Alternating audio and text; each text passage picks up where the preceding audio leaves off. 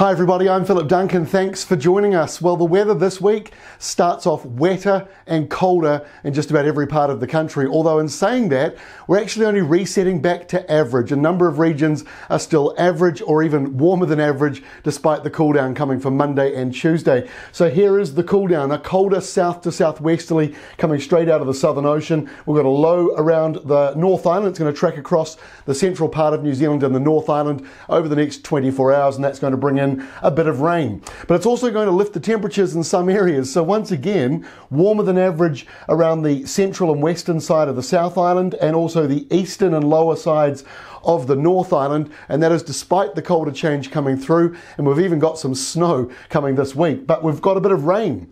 And I said the other day the rain would shift sides from west to east, giving everybody sort of an even spread of rainfall. Well, this is up until Thursday, and the rainfall totals a number of the areas in that orange zone, which is sort of 20 to 35 millimetres, which is not a huge amount, but it's certainly enough if you've got a dry farm or you've got a dry garden.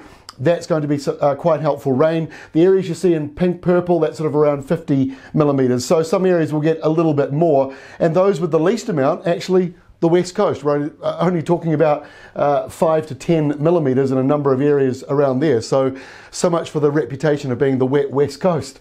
There's also a bit of snow this week around the South Island, mostly up in the hills and ranges, but just to give you an understanding of the totals, we're looking at anywhere between just a few centimetres up to maybe 10 centimetres, so not huge amounts.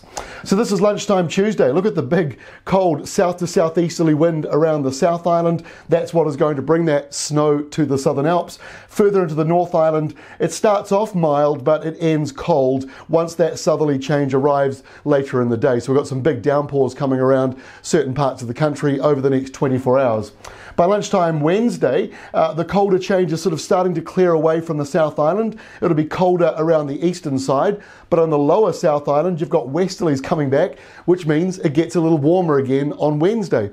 But then by Thursday, once again, back to the colder southerly winds, and this one takes more of an eastern approach, so you'll find most of the showers around the southern areas of both islands and then up the eastern side, whereas the western side looks a little more sheltered. There'll still be some showers, especially in the North Island. Otherwise, it's a cooler Thursday, but by the end of Thursday, a number of areas will be clearing up, because by lunchtime Friday, it's really just the eastern North Island that's still got a few showers.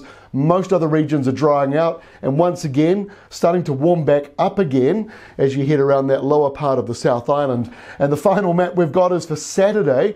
Typical spring one. Look at this big blast of strong gale force westerlies. We haven't had those for over a month, so this is sort of overdue, if you like. Heavy rain on the west coast, strong to gale force winds through central New Zealand and around perhaps Canterbury and up towards Marlborough.